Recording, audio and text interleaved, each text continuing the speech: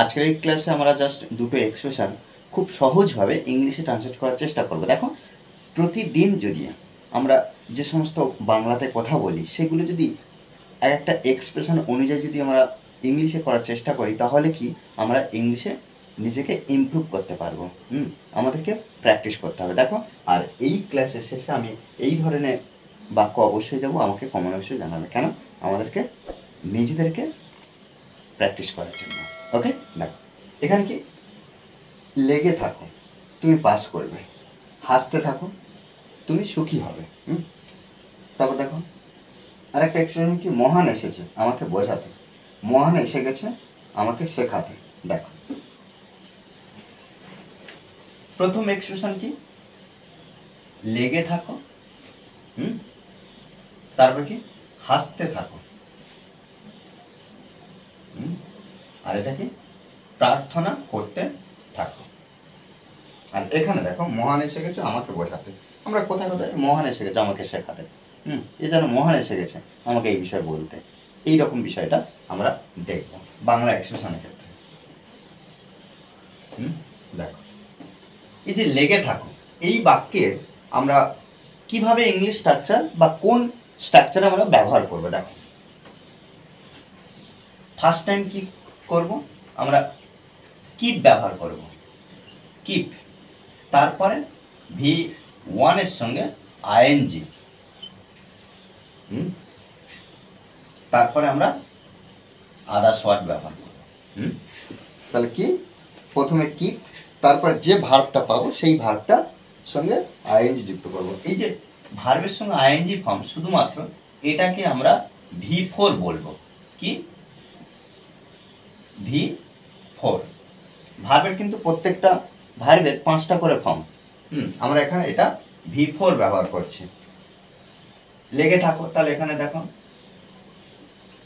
Keep, দেখো keep staying,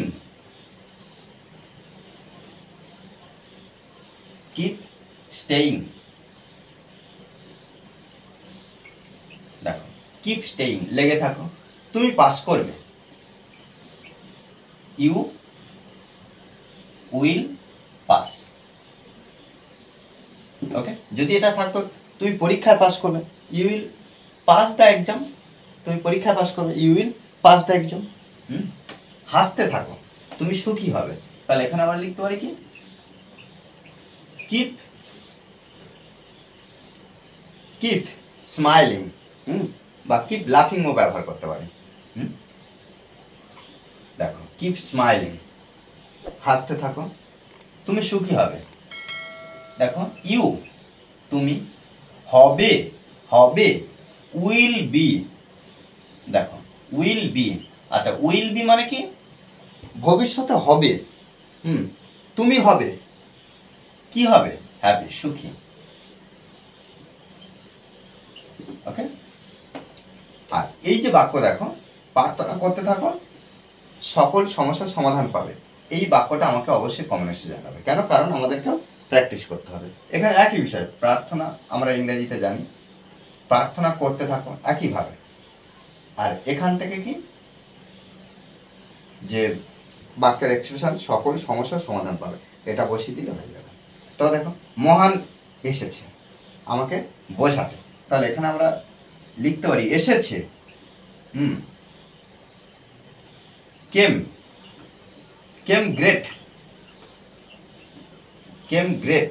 হ্যাঁ, মহান এসেছে আমাকে বোঝাতে। তারপর দেখো, কেম গ্রেট এর পরে টু ব্যবহার করো, to make me, to make me understand.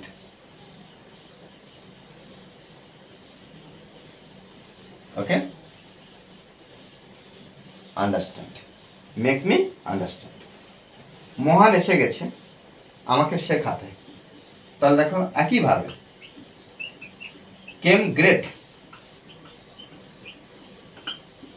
Two, came great to teach me, teach me, teach মানে কি, শেখানো। কাকে? আমাকে। মহান এসে গেছে আমাকে মারতে।